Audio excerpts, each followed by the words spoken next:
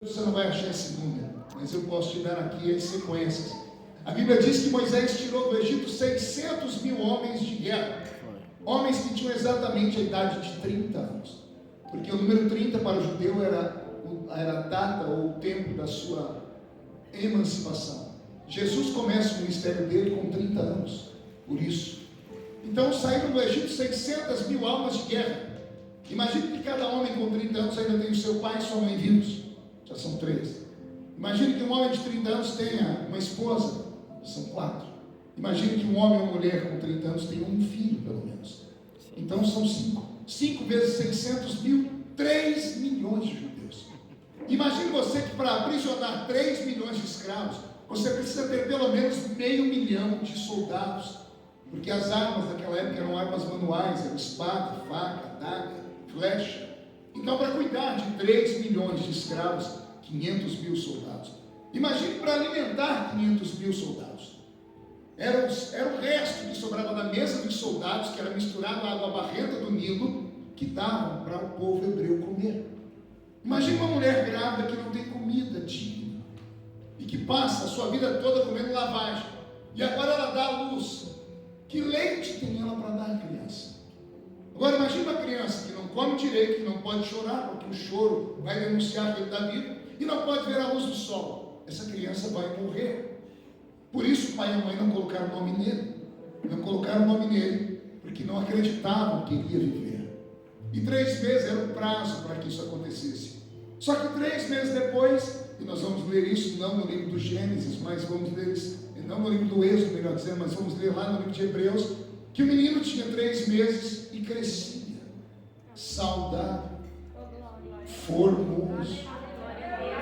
E a Lúcia entendeu, eu vou falar de novo. O menino crescia, saudável. E o menino crescia, formoso. E a pergunta que fica é: como é que uma criança que não pode chorar, que não tem o que comer, que não vê a luz do sol, cresce tão formosa assim? Aleluia. A resposta tem que ser dada a uma outra pergunta: quem é que pode matar aquele que Deus quer que viva? Glória a Deus! Então a história desse moço começa aqui. Mas a história de Moisés é cheia de altos e baixos, muito mais baixos do que altos. Imagine que ele é criado por uma ama. Imagine que ele é criado pela filha de Faraó. Imagine que ele nasce, ou ele cresce dentro de um palácio, e as pessoas todas dizem para ele: você é neto de Faraó, você é neto do imperador, tudo isso aqui é seu, no futuro você vai ser o grande herdeiro. Imagine você crescer, tendo na sua cabeça que você é uma pessoa importante, você não tem que trabalhar, porque tem pessoas trabalhando por você, você não tem que buscar no sol de cada dia a sua comida, porque a comida está sendo servida, e de repente, quando você tem 40 anos de idade, você descobre que você não é filho da filha de Faraó, que você não é o futuro príncipe do Egito, que você é apenas um escravo enrustido. E a angústia que bate no coração dele é tão grande que ele deixa o palácio e vai andar entre os escravos.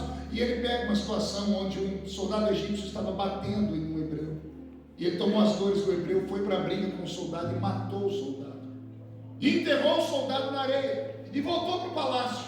E no dia seguinte, olha ele no meio dos escravos de novo, e agora ele pega uma briga entre 2 hebreus. Ele vai tentar separar a briga, e um hebreu diz para ele: vai também me matar como matou aquele ontem? Vai enterrar na areia como você enterrou o outro ontem? E a Bíblia diz que Moisés entendeu que a história dele já tinha esparramado e tinha chegado ao palácio. E lá no palácio, o faraó descobriu, que Moisés descobriu que ele não era filho da filha de Faraó, mas era só um escravo, e ele poderia então agora levantar